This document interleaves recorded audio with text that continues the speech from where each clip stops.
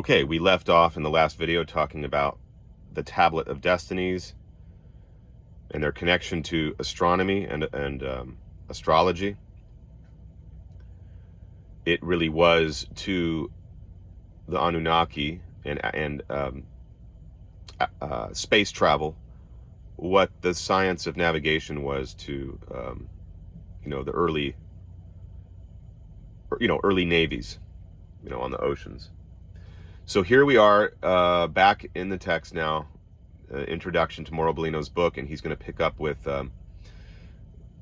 immortality, the issue of immortality and longevity here. Men attributed the gods as knowledge keepers, also a characteristic of immortality. One can easily understand how this happened, considering that the Anunnaki's life was based on the yearly orbital cycle of Nibiru, which corresponds to 3,600 earthly years. Thus, their lifespan was also several thousand times longer than the Adam's. Each of these gods lived for several human generations, and no Adam could witness the death of his god. That's why these gods appeared to be immortal to humans, to the Adams, and this is why many of these gods, so-called, end up becoming worshipped by many early pagan societies. Rather, their deeds would be handed down from generation to generation of ancestors, such as the origin of the concept of God's immortality, of the gods' immortality. In a separate chapter, we will see how the Bible actually states that the gods die just as men do. However, these figures have other human features. They were beings made of flesh and bones. In fact, they fought for power. Their wars were deadly. They produced winds that make hair fall out, remove the skin, lead to death without apparent injury. Therefore, Enki and Enlil's disciples fought for power, and the biblical Abraham himself was involved in one of these wars, which was so devastating as to wipe out entire cities as Sodom and Gomorrah. I believe that many existing mystery religions and secret societies are actually continuing this war between the different factions, the Enki and Enlil faction. And this is continuing. This is going on today here on our planet, and it is also going on off planet. And I think it's been going on for a very, very long time. It's cosmic. After these events, the leadership was transferred. Men were given the knowledge necessary to go ahead alone. The purpose justifying their presence was achieved, and the gods abandoned the earth. And ever since then, over the centuries and in absence of direct contact, men began to develop a spiritual vision of divinity and to make assumptions about when the reunion between creature and creator would occur again. In fact, Nibiru returns every 3,600 years. Its elliptical orbit making it cross with our solar system. This would actually make it a planet of our system. It would also be returning towards Earth, as it has repeatedly done in the past. After having reached in 1000 AD the farthest point from the sun, Nibiru today would have already traveled more than half the journey back in its approach toward the inner planets, including the Earth.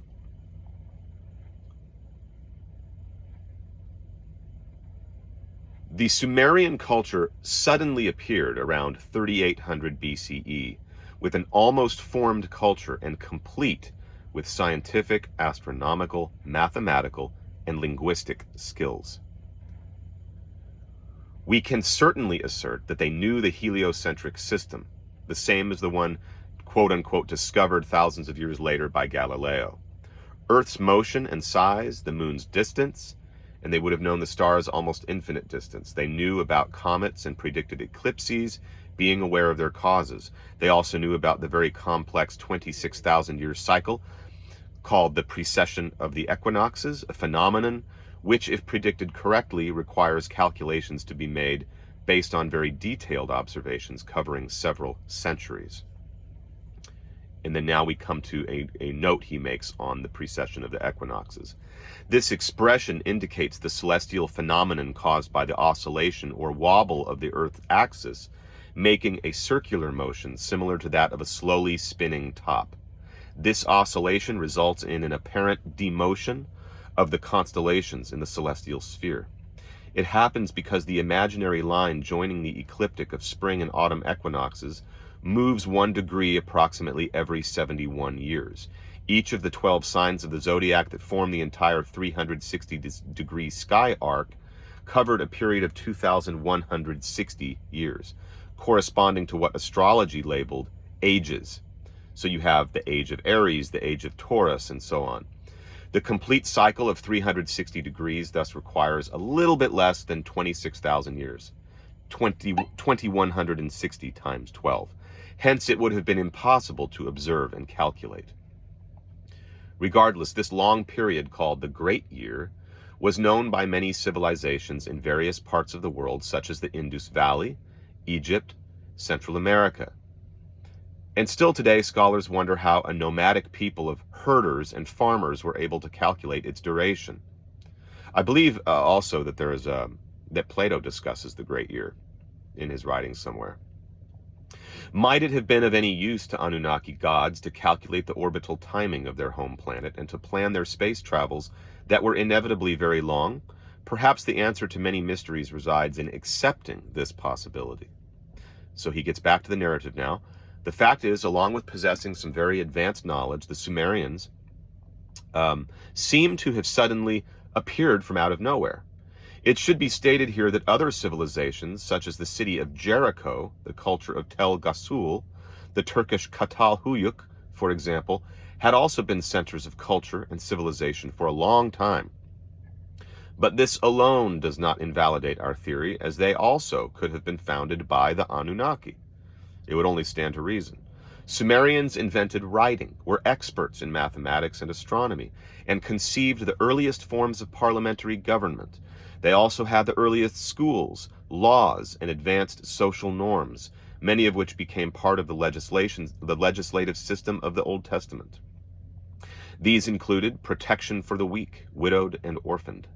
They adopted a brick firing system used to build ziggurats, namely multi-floor buildings housing a temple and an observatory for priests, who, as mentioned, also were keen astronomers. Priests were keen astronomers back in those days. The ziggurat's top floor was usually the god's dwelling, which was located on the top to allow easy access to the Anunnaki. Now he gets into Sumerian religion a little bit here.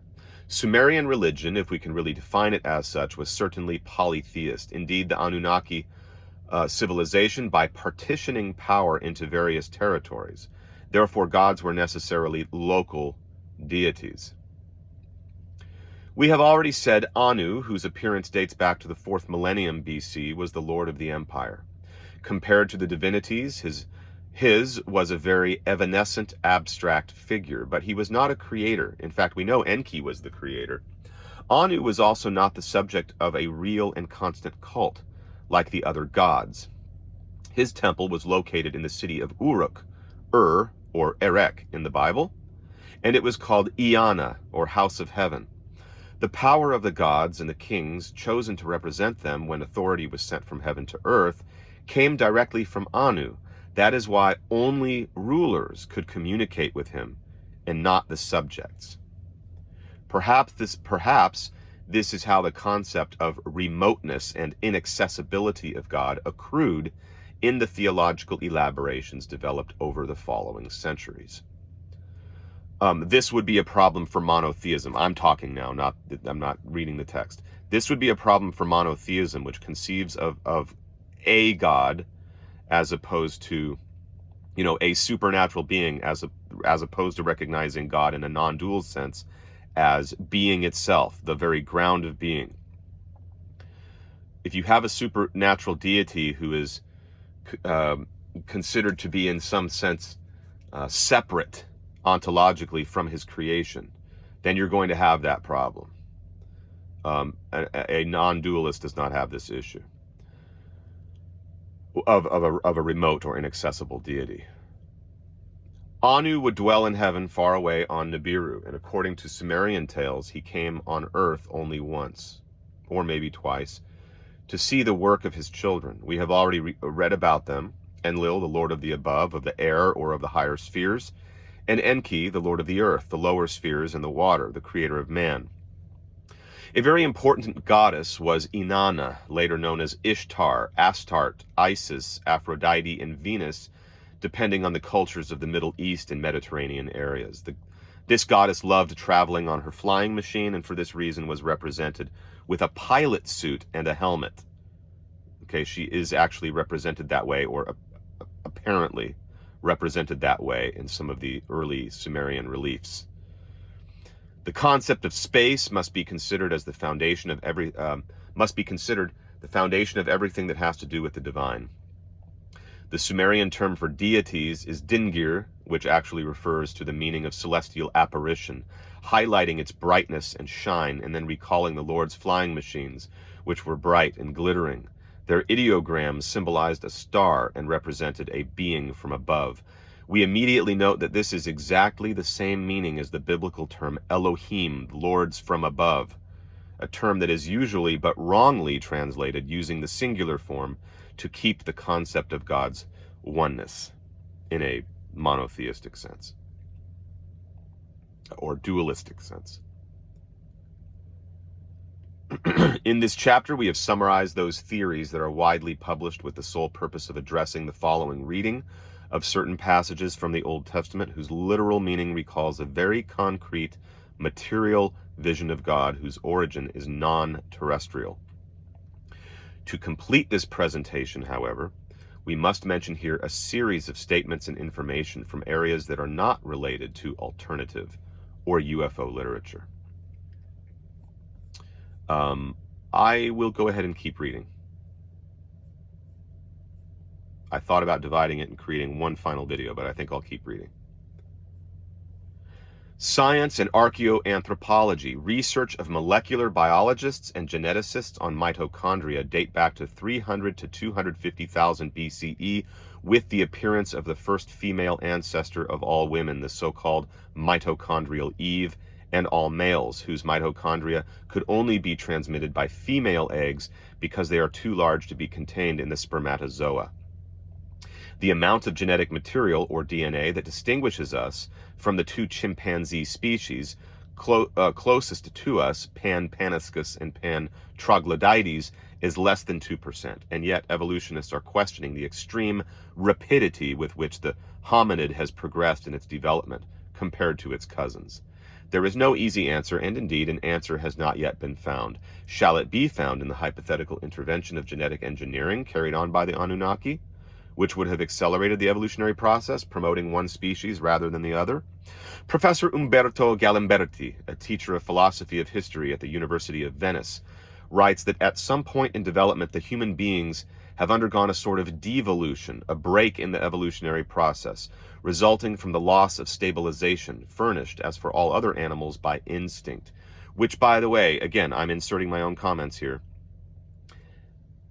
I believe this devolution from the way in which we originally were when we were first engineered genetically by the Anunnaki has come to evolve into certain narratives having to do with a fall, with a primordial fall into sin. So I don't think that we're looking at an actual fall in a theological sense, but we're looking at a Paleoancient fall from a higher primitive state, speaking purely anthropologically, to the way we are today.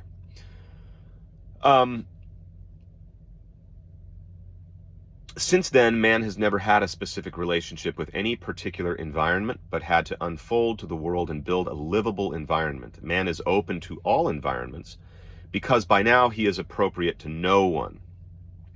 Seemingly, this need to build a world by changing the environment would have produced consciousness, though we note that Galimberti did not provide an explanation about the origin and the moment when man lost the instinctual stabilization. Recent archaeological discoveries have dated back to the start of the artistic production from 35 to 77,000 years ago. 300 pieces of red and yellow ochre discovered in Zambia even move its beginnings to 300 50 to 400,000 years ago. 28 bone tools and thousands of fragments of iron oxide, a derivative of ochre, discovered in South Africa show that more than 200,000 years ago, man worked his objects for purposes that transcended mere utilitarian function. They were finished, decorated, polished, and carved with distinguishing signs. Dr. Stephen Shearer, director of the Project of Human Genetics Mapping at Baylor College of Medicine's Human Genome Center in Houston, in 2001, wrote that in the human genome there are at least 200 genes that appear foreign, quote unquote, to the whole heritage that unites men to other vertebrates. These genes do not even belong to invertebrates and have therefore been, quote, acquired after the evolutionary ladder in a completely inexplicable way. Tim Crow, teacher of psychiatry at Oxford and member of the Medical Research Council in England, believes that at about 150,000 years ago, mankind made an evolutionary leap, acquiring the ability to speak due to a translocation of a gene on the Y chromosome. Finally, philosophy and mythology. Giovanni Reale, professor of history of philosophy at the Catholic University in Milan, explains the origin of the concept of soul developed in the Greek world in the period between Homer and Plato, and reports some very interesting statements with reference to the relationship between men and gods in Homer's world. He underlines that the gods have a full range of human vices as well as an ambivalent character. In examining the triad of Zeus, Apollo, and Athena, we see that Zeus does not keep promises, and he can be easily deceived. Apollo gets directly involved in battle, reminding Diomedes that he should not fight with the gods because he is not the same as the race of men trudging on the ground. He also recalls two passages from the Iliad that we find very interesting if we see in relation to the hypothesis that gods were people made of flesh and blood. During the Trojan War, they could actually still be on earth, since one of them had established a covenant with Moses in almost the same time when events described in the Iliad took place. Elena looks dreadfully like the immortal goddesses. Poseidon disguises himself as the prophet Calchas, and then when he speaks to Ajax Oileus, Ajax says, "This is not Calchas. I immediately watched behind him, his footprints and footsteps as he was going. Gods are easily recognized," end quote. Giovanni Pettinato, professor in Sumerology at the University La Sapienza in Rome, writes, "So far, Sumerian epics were considered to have no historical confirmation and were assumed to be only a projection into the past of socio-political realities current in the third dynasty of Ur, which compels us to review all our models of society and management of power," end quote. He also says that there has long been a habit of considering sizable buildings to be places of worship, and that theoretical constructs have been articulated on the basis of this misinterpretation. These have now proved groundless, reviewed in the light of new discoveries and new knowledge. So he closes this introduction with this. The assumptions we made are certainly fascinating, but above all, they are supported by correspondences in texts that were considered beyond any suspicion, like the Old Testament, which was inspired directly by God. There are many supporters and also many detractors of this reconstruction of humanity's origin, and they are mainly located in the Catholic Church, the organization that stands to lose the most if it was confirmed that the Bible has little to do with religious doctrine it is supposedly based on. We will later see how the Church is forced to admit that the biblical editors knew of these people. But first we want to unveil here some additional information. Voyagers 1 and 2, the two probes NASA launched into the infinity of space, besides containing images and sounds from the Earth, also includes a record on which greetings are spoken in 55 languages. And the first greeting was recorded in Sumerian. In the following chapters, according to that free thinking to which the Bible pertains, we will deal with the issue of analyzing the Old Testament in its literal translation. Therefore, you will read the Hebrew text of a series of passages from the Bible, and then its translation word by word, graphically representing the correspondence between terms. We will thus find out what they do not want to tell us. That will conclude this multi-part, this how would I call it? This sort of multi-part third part. So I think that was 4 parts, and now we can get into the actual text where he analyzes and uncovers the literal meaning of the Hebrew Old Testament.